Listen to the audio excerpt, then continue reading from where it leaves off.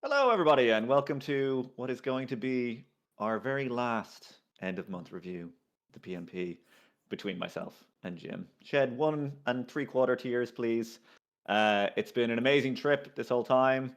It's been a pleasure to have everyone's work to review every month and to see the growth that everyone has had. Next month, we're having an extra special 4-year retrospective. We're going to get some extra presenters on and really go back over, some of the great work that everyone submitted over the years. But we still have to just finish out the year, do December before we can get around to that. So, without further ado, we've got long-time submitter John Israel. Happy holidays to you too. Looking for some feedback on your hack. No, the Asian faction from Infinity, Chu Ching, I think. Mostly looking at point about the face and the cloth and anything else as well. First of all, I think he's very, very nice. I like how I like the color choices you went for on him. Like I think the yellow armor is quite interesting, the way the shadiness goes on it, and obviously the jade green for the cape is very cool. The face is obviously very small. So like I can nitpick stuff about like the shape of his eyes are a little bit maybe like elongated, and like his eyebrow is a little bit off center. But like I painted eyebrows on a bust recently, and that was such a massive pain, and the eyebrow was probably like the size of your whole figure. So I wouldn't worry too much about that. You can do just to try and soften out, like say like the white of the eye to the side. Just do like glazes of like a chocolate brown or a deep red. Just very thinly like apply them in around the edges of the socket to try and soften it out a little bit. Um, but like I think you've done a really good job. I think overall, just even getting the eyes in there. I think the beard looks great. To be honest, I like the way you've got like kind of he's got like a salt and pepper thing going on, and he's got kind of stubble as well. The hair, I like the idea of having the salt and pepper. I think you could be a bit more. It looks a little bit kind of dry brushy, like as if his hair it's gone grey from the ends down, as opposed to you get patches of grey hair like around the temples, that kind of thing. So I think you could do that more like as a pattern, as opposed to like picking up the raised areas on it. Um, Let me just grab my notes there quickly. And then, yeah, other areas for general kind of improvement. I thought that the NMM on the back of his left arm was a little bit weak. It's very gray. I think like you're going for like quite a bright steel.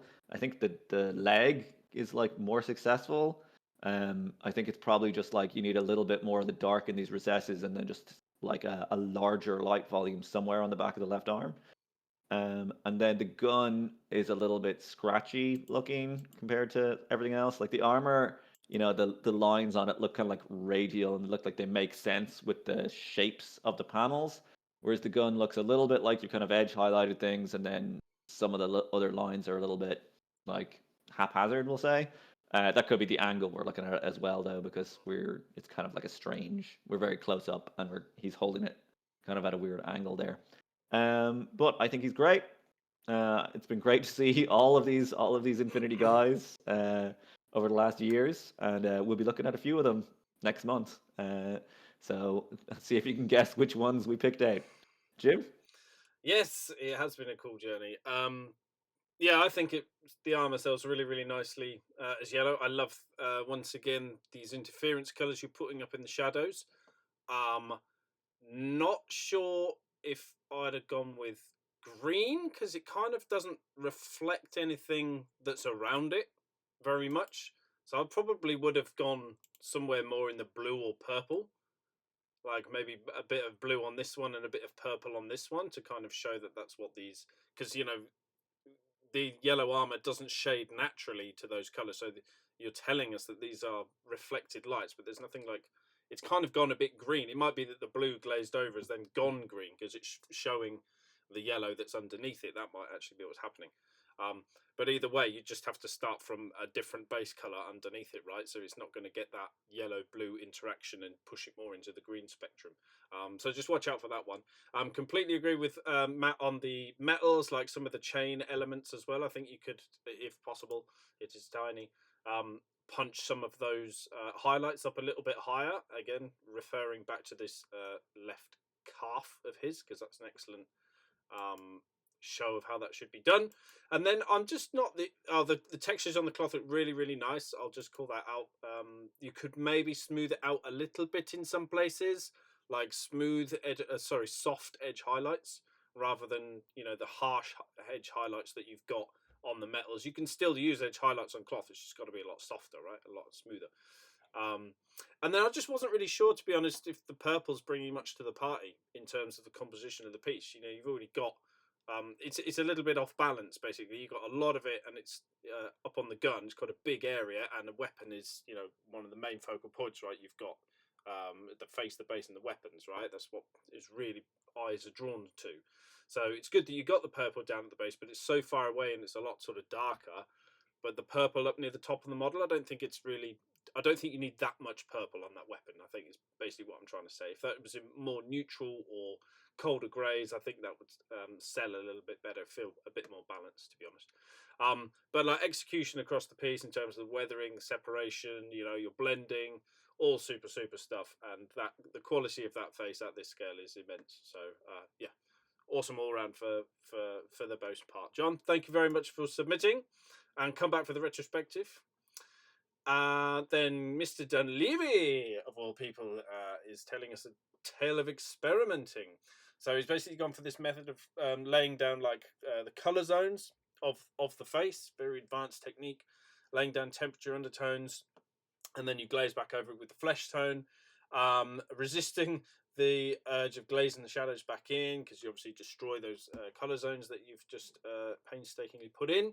But feeling like the end result was a little bit dead. So have I had success in this approach? No, never tried it, as we talked about earlier, but I really want to. Then the other challenge was marble, which is always a bit of a bugger. So interestingly, you see them laid out like this, and that's I've not tried this before, but I kind of feel that these color zones are in the right place. It makes sense to me that that's where they are, because when you're playing around with normal colors, this is kind of what we're going for, right? And then we end up here, and I think that actually the skin's really nice. I mean, it looks much better in the finish rather than the whip, right? I think the skin is looking really you've got great tonality in there, and color and smoothness, and I think what's throwing her off and making her look not alive is the eyes, because that's where we're attracted to when we see a bust, something of this scale that's clearly a human face. Wham! And I think it's for a couple of small reasons. The first one being that she doesn't have any darkness around her top eyelid, right? I think that's making them look unhuman, because obviously normally we've got dark hairs across there, or ladies put eyeliner on or whatever, but these eyelids are like really bright. How bright they are in comparison to like the forehead or the nose is very similar. So I think we need to shade underneath them, and then there needs to be sort of I'm sure you know how girls put on makeup, some sort of texture or dark lining across the eyebrows to really frame the eyelid. That would be really helpful. And then the second thing is, I think the eyebrow is too high on both of them, slightly. I mean, I know you could have putting expression in, but I think that it's maybe just a little bit too high on this side, and it feels a little bit haphazard, and we don't have any of the like wrinkling that you see when an eyebrow is raised. So we haven't got that structure of that expression. It's not been. She's got a very smooth head. She looks like she's pretty expressionless. So if it's a raised eyebrow, it's got to have some of the wrinkles going on. But if not, then I mean, total pain in the ass to do that skin smoothing again to bring that eyebrow down. But I think it's basically this area that's struggling with reality. And then also like the direction of the eyeballs is just ever so slightly off. It looks like she's kind of got a bit of a lazy eye, just ever so slightly. So I think it's a collection of those reasons. But like the skin tone is, I think absolutely beautiful, to be honest. And so is the hair, and so is the texture on the fabrics, right? Am I zoomed in here? Yes, I'm zoomed in. So it is modelled in, but it's been beautifully picked out and rendered, and you've still got that like volumetric highlighting across the garment. So that's cool. A little bit of a cleanliness issue here and there, but nothing mega.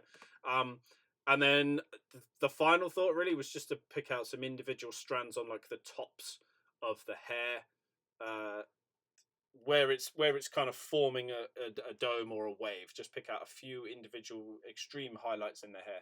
But other than that, I think it's a super duper bust, and yeah, got to dig deep for the last 15%, I suppose, dude. It's yeah, easily preached and not very easily executed. So yeah, good luck. Oh, the marble. Tips for marble. I did have some stuff written down for airbrushing, like one to two with thinner and not water. Forgive me if I'm teaching you how to suck eggs, but some people still spray with water, not thinner, and for obvious reasons, we don't want to do that. I use a lower pressure, so like 10 to 18 psi, so a lot lower than what I usually use. And then the surface itself has got to be super super smooth. I can't really tell from the picture how smooth that is, but if the surface hasn't got a gloss varnish on it, it's basically going to struggle right from the offset, because you need that high sheen underneath it, and for the finish as well. It's usually satin at a minimum. It's never really matte, and then obviously if it's a polished marble, it's got to be glossed right up after you've done the airbrushing as well. But yeah, it is a tricky thing using it's just experimentation, right, with pulling apart the cotton or the wet wipe or whatever. But with practice, it can be done. The other thing that can make it really struggle is having like too high of a contrast. Usually we go for like really high contrast, don't we? It's like the thing. But with marble, it does actually have a pretty low contrast ratio. So you've got plenty of contrast in the rest of the model, the figure. Like marble will struggle with really high contrast. It's got to be a bit more subtle than that. So hopefully that helps, Kieran. I'll pass you over to Matt for more. Lovely. Yeah, I think I agree with Jim totally. I think the skin is actually highly successful. I think the model itself just looks kind of weird. Like she's got this kind of like alien-y look. She almost looks like, someone from like Mars Attacks or whatever, where she's got this kind of bug-eyed look, like Mm. she's been made up to look a little bit off. Like, but like the mouth is like so realistic and the shading around the nose. I think maybe the only thing that's maybe contributing to it in terms of your painting is like she looks very tired. Like she's got very deep like rings around the eyes, so you could adjust that in future. But I think she's still got like that. Just like she looks kind of zoned out. But like the shading like in around like her neck and everything, it looks stupendous. So I think in terms of like applying this technique, that you've been very successful in it. I'd also just like to call attention to this little gemstone she's wearing. That looks fabulous. I love the way it's like in keeping with the shade of her hair and everything. And yeah, I feel your pain on the marble. I have never gotten that like wet wipe marble thing to work for me. And I recently painted like a whole army of custodies who were all marble bases.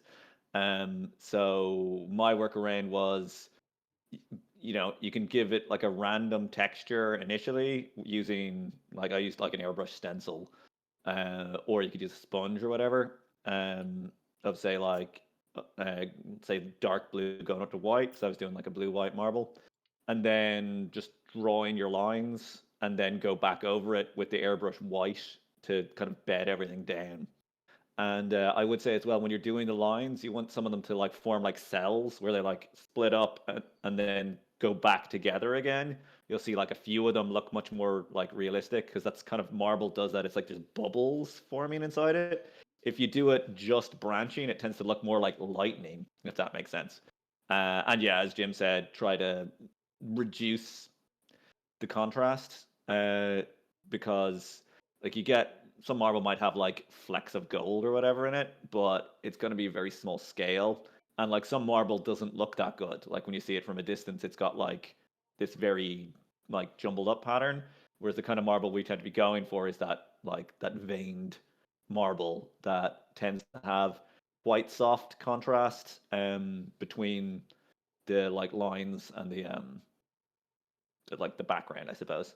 Um, yeah, and you can kind of go both ways as well. Where you can do more lines in your dark color and in your light color as well. Um, but yeah, best of luck with that. Thanks a million for submitting. See you next week. Next up, we got the man whose name I refused to say last time, and I'm going to do it again. I'm very sorry. Uh, Finished Sigurd from Mythic Battle of Ragnarok, trying to paint shadows in the face like Tim Bradstreet. I had a look at some of his photos, and yeah, good job. Very like cinematic is the word for it. Like he looks like he's been lit very dramatically from up above. Um, So one thing I would say is, yeah, I think the face works quite well. I'd consider it's very atmospheric, and I think the palette that you've chosen is very good as well. It's all very cold and dark and kind of dingy. It looks a little bit like it's a lot like Dark Souls bosses have this like blue gray and like ochre kind of thing going on. He looks a little bit like he's in that kind of spectrum. Uh, then the shading on the like, so I really like what's going on with his cheekbones and the side of his head. And I think the shadow right down the middle of his nose is a bit too strong, or rather it starts too high. Like he shouldn't have a shadow here because there's nothing to cast a shadow. Like right here is okay, but like he's got a line above it, and if the light's coming from this angle, that won't happen. There's nothing to cast that shadow. You do have like a slight dent between your eyebrows, but it's not that deep. Also, you can kind of cheat a good bit with this, to be honest with you, in terms of like photographers will do stuff where, particularly people like this like Rembrandt angle, where you make the shadow of the nose go into the shadow of the cheek. You've got a little bit of that going on. You could make it even starker if you wanted to, so you have this like triangle under the eye. And you can also still put in lights in the eyes, because oftentimes a photographer will do that. They'll have like a really strong light illuminating the person from overhead, and then they'll put like a ring light or whatever in front of them just to get that light in their eyes because they want you to see it. And obviously, it tells a different story when you have the eyes completely blacked out. Maybe that's what you're going for. But just to be aware, you don't have to stick with like pure reality. Like if it's this deep a shadow, any kind of light will still illuminate stuff in there because, relatively speaking, it'll be kind of bright.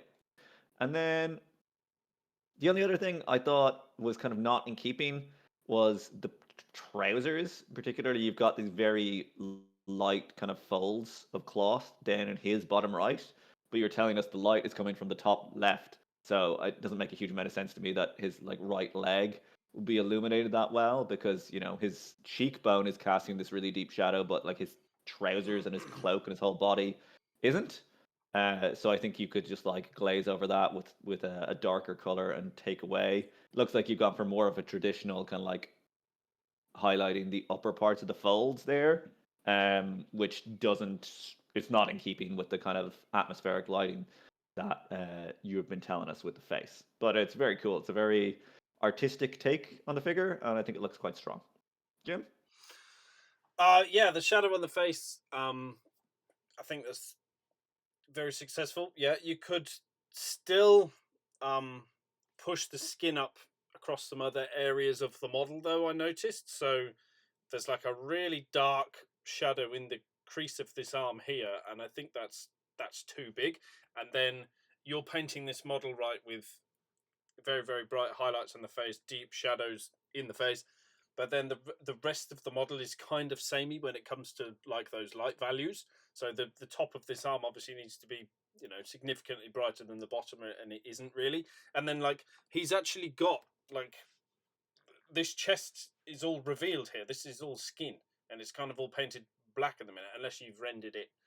He's wearing a skin tight PVC body glove underneath there, but that's all sculpted muscle here, right? There's his pec and there's his ribs, the top of his abs here, and then he's got his whatever this waist garment is covering it. So there's a really big opportunity in the middle there to brighten up the model and to break it up, because it is all kind of dark and dingy, almost like grim darky in some senses. So you can break it up a little bit more. I think that would really help. Another area to break it up is like you've got really really dark pants, and then you've got this like sash of other fabric going wrapping around his legs. You could make the whole thing this kind of ochre color and just break it up. You've got black legs and then another black stripe in between. Just having this whole thing, just just breaking up some of these darker areas. Basically, you've done a nice job of like rendering leathers in different ways, and like dark fabrics do like a grey fabrics. So, but it's just pushing those elements a little bit further, just to kind of separate what we're looking at, because otherwise it's just kind of all a little bit samey. And then pushing the sword as well, just the NMM on the sword would be really really nice as well. So where you've got is it the fuller, I think, Matt, that runs down the middle, is that the part there? Yep, um that's what that would be. the blood draining gully basically. That could be like really, really deep in shadow here to really show the shape of that. And then just moving along, as again, the top of the blade is highlighted pretty much the bottom, the same as the bottom. So just having some light bounces along the blade and like a really sharp edge highlight just to show how sharp it is, basically. Um, and then basing obviously needs to happen as well, but obviously. But on the whole, yeah, I think very successful with that shadow on the face and the extreme highlights. We just need to keep moving those across the rest of the model as well. So it's good to have like a focal point on a miniature, but also there's got to be a unity to it. Like the same amount of attention has been paid to every element. Yeah. But yeah, thanks very much for submitting, man. I hope you find that helpful. And then we'll move to this absolutely fabulous Rock Fist, which is really, really good. So, sorry, I forgot to read the blurb. Oh yeah, so no particular feedback, just something, man, just something. So there's some stuff that you've done really, really well for this. So like the cold grey armor with the warm gold accents, it works really, really well. It's not overpowering in any way. There's a little bit of separation that could be improved, like where the edges of the pauldrons meet the actual the ceramite part. So the application on the most part is very, very tidy. I like the weathering that you've done to it and like bringing the snow up onto the feet and stuff. So that's quite cool. Metal elements could use a little bit more shading in some places, like the pipes that go around his arms, and then like the snowy base again just frames the model really nicely. Doesn't like steal attention or anything. Matt's more of an expert on the snow than me, but I think it's a nice snowy base. I'd probably just be a bit careful with the rim of the base. It just needs a little bit of tidying up. Be careful not to go over it too much, like with this tuft. And then the black is not black enough either, really, to be honest. It's a little bit harsh, but really blacken it out because we can still see like scuffs, fingerprints, paint underneath. It's not been covered properly, so just a little bit more coverage on the base would be really nice.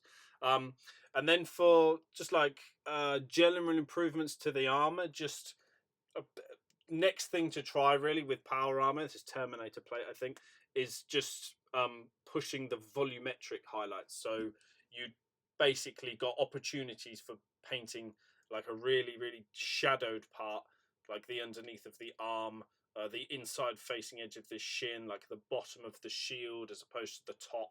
Just really pushing is a good photo there. Like the top is like the same as the bottom basically. So yeah, just pushing the volumetric highlights and the shadows as well to give you that overall contrast going up quite a lot.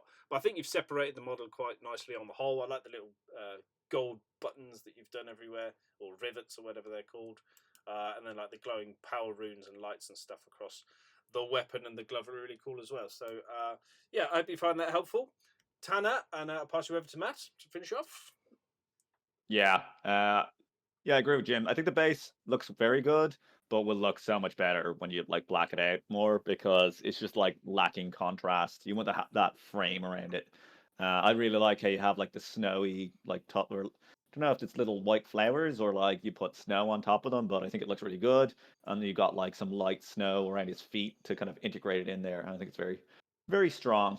Um, I was looking at his jewels on his hand and like they're very small. So I think in terms of like tabletop, it wouldn't really matter. But just seeing the gold with the green and the red just made him look very Christmassy all of a sudden to me. And obviously it's the time of the year, so maybe I have that on my mind. But personally, if I was, if I was doing a model like this, you're doing kind of blue glow for the runes, and then if you want to have red gems, I wouldn't have green gems then as well, because it's just adding, like, pick one. You know what I mean? Games Workshop love to do that. Well, they'll be like, oh, this bottle is going to be green, and this one's going to be red, and this one's going to be blue, and this one's going to be purple, just so that you're using more paints, or just so that it's easier to differentiate them. But, a lot of the time when you're choosing your palette, less is more. This guy is in like Space Wolf's Grey and Gold, and like that's what you really want to focus on. You don't get bogged down in like other little colory details. I think the red accents on the gems like on his chest and in the shoulder panel really set it off. So I'd probably go with that for my third color, and not worry so much about the other things. But yeah, I think the shoulder panel looks particularly good to me. And then I also thought the shield looks really nice. I like how everything's picked out on that, and it's got that nice kind of the gold edge really contrasts the way it's the metal is it's kind of beat up, but it doesn't have that scuffed texture that all the armor has, and I think it's a really really nice look. So thanks a million, Tanner. We'll see you next week. So yeah, this is our last end of month review. It's been a pleasure and a privilege and an honor for us over the last 4 years to have a look at everyone's work and try and give you some feedback to give you that next step on the old hobby journey. Next month we're gonna have a special retrospective episode, or next week we're gonna have a special retrospective episode. So we hope to see you all for that. And until then, happy painting.